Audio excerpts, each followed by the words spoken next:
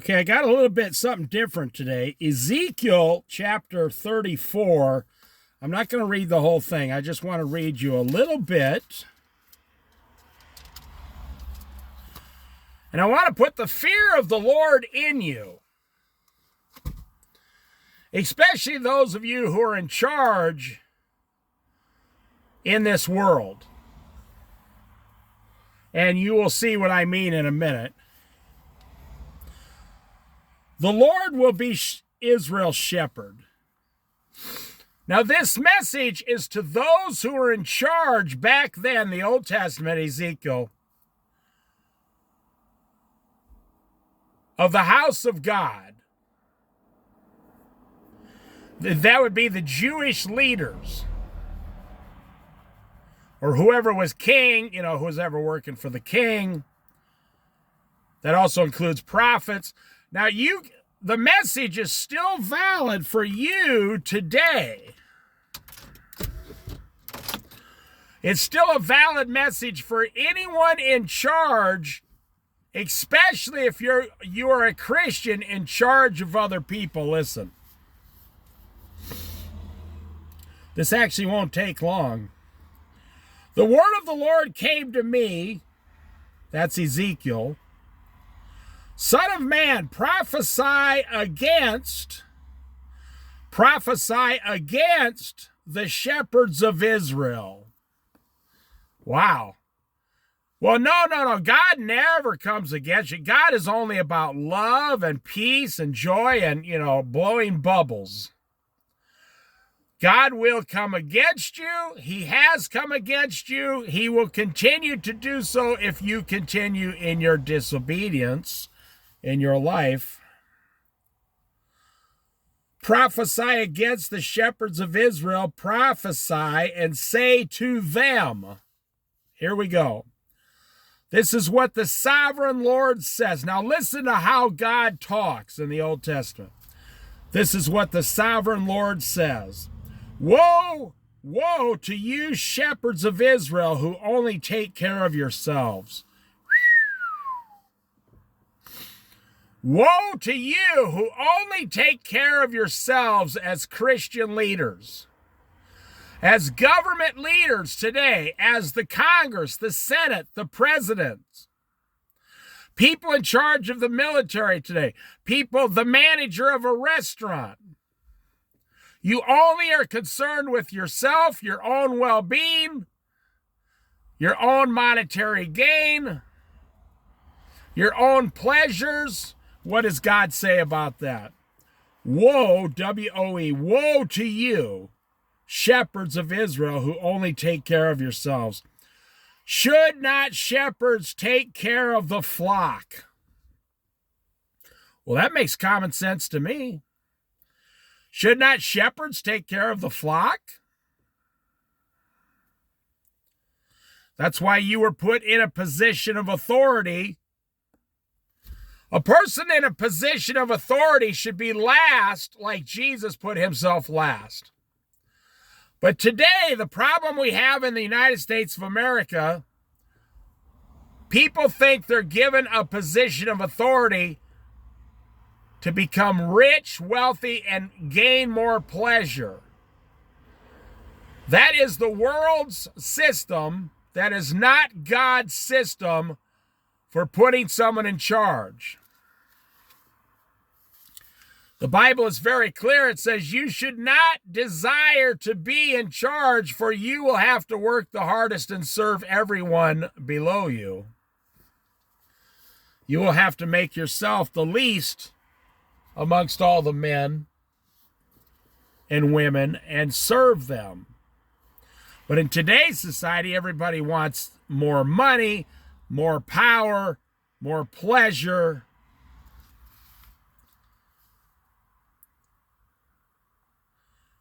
Should not a shepherd take care of the flock? You eat the curds, clothe yourself with the wool, and slaughter the choice meats of the animals. But you do not take care of the flock. You have not strengthened the weak or healed the sick or bound up the injured, which means bandaged up, so to speak, taken to the hospital, the injured. You have not brought back the strays or searched for the lost. You have ruled them harshly and brutally. Does that sound like the United States government today? Ruling the people harshly and brutally, taking pleasures for themselves and no longer feeding the flock, feeding yourself the choices of everything, meats, steaks, cognac, whiskey, wine, big, huge, fat cigars. So the flock was scattered, verse 5. So the flock was scattered because there was no shepherd. The shepherds that were put in charge just completely started ignoring the needs of the people. That sounds like America today. And it's not just America. There's a lot of countries around the world crumbling right now. And this chapter describes what's going on today in the last times better than ever before. Now listen to what the Lord's going to do. They were scattered amongst. My sheep wandered all the mountains and on every high hill. They were scattered over the whole earth, and no one searched or looked for them. Wouldn't you be concerned if your family was scattered over the earth? Wouldn't you go and try to find them? But the shepherds, the people in charge back then, never even went to go try to find them. According to the Lord. Verse 7, therefore you shepherds, here God's going to rebuke them and take their position away and punish them severely. Watch. Therefore you shepherds, hear the word of the Lord. As surely as I, the Lord, live, declares the sovereign Lord, because my flock lacks a shepherd, and so has been plundered and has become food for all the wild animals, and because my shepherds did not search for my flock, but cared for themselves only rather than for my flock. Therefore, you shepherds, hear the word of the Lord. This is what the sovereign Lord says. I am against you, the shepherds, and I will hold them accountable for my flock. I will remove them from tending the flocks. In other words, he's going to take away their position of authority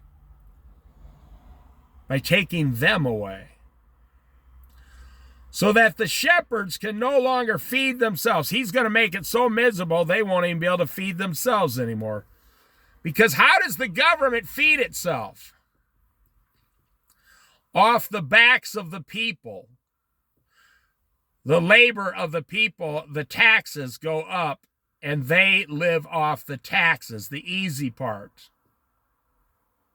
That's right.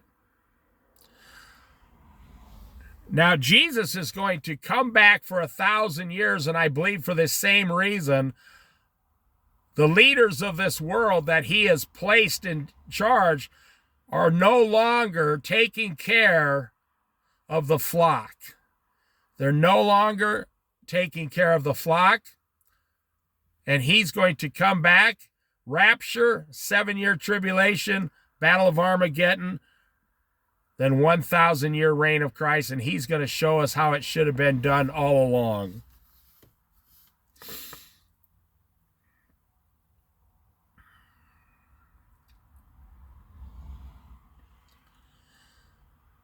I am against the shepherds and will hold them accountable for my flock. I will remove them from tending the flock so that the shepherds can no longer feed themselves. Now, you know, this talks a lot about the leaders of the church today are failing, not all of them, but a large part of them are failing because they're only concerned with their own welfare, and they are no longer concerned with the people, the believing Christians that go in and sit down in the seats every Sunday. I will rescue my flock from their mouths, and it will no longer be food for them. He's saying the shepherds, that are supposed to be, they're using the flock to feed themselves. And he's going to take it away from them, and they won't even be able to get a job to feed themselves. For this is what verse 11, for this is what the sovereign Lord says, I myself will search for my sheep and look after them, as a shepherd looks after his sacred flock when he is with them. So will I look after my sheep. I will rescue them from all the places where they were scattered on the day of the clouds and darkness. I will bring them out from the nations and gather them from the countries. We just saw that all happen in 1948. Israel became a nation again. And I will bring them into their own land. I will pasture them on the mountains of Israel, in the ravines and in the settlements in the land. I will tend to them in a good pasture. And the mountain heights of Israel will be their grazing land. There they will lie down in good grazing land. And there they will feed in rich pasture on the mountains of Israel. I myself will tend my sheep and have them lie down, declares the sovereign Lord.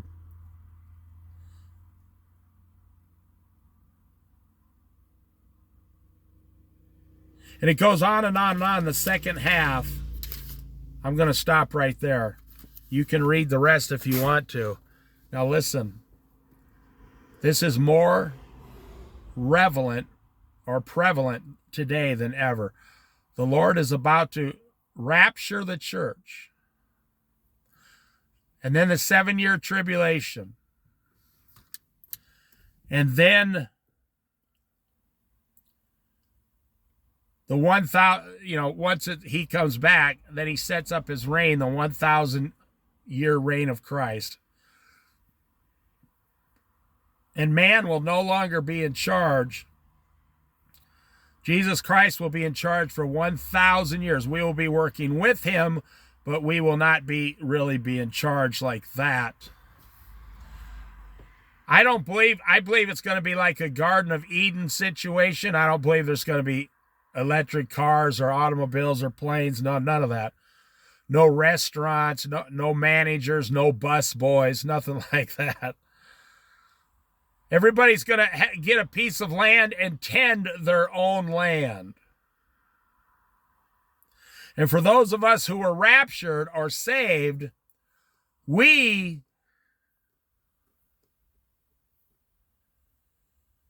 will govern the earth with the Lord, I assume. I could be wrong. I don't have all the answers, obviously. Right now, you need to be like a sparrow, trusting in every single thing you need from the Lord, from right now until the rapture, nothing else. I'm watching all these ducks bob up and down out here. The sun's out. It's like 2 o'clock in the afternoon. And they're getting the last bit of sunshine on this. There's 2 days left in December.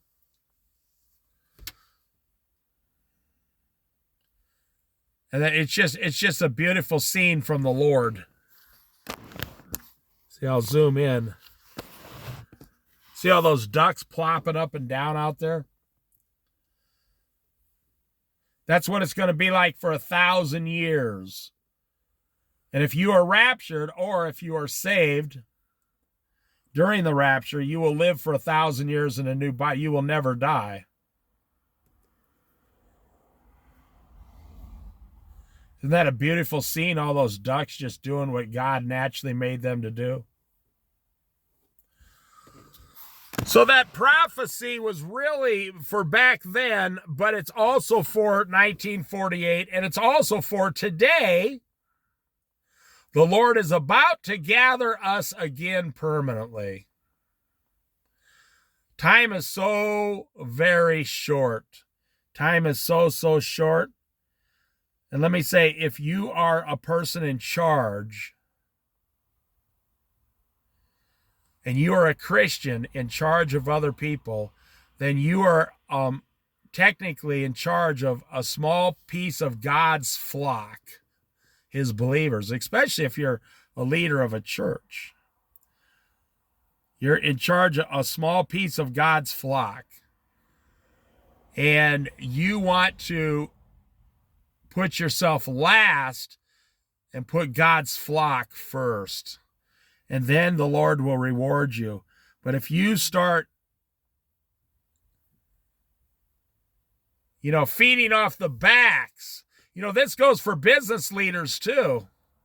I'm not against capitalism. I'm not against making large amounts of profit.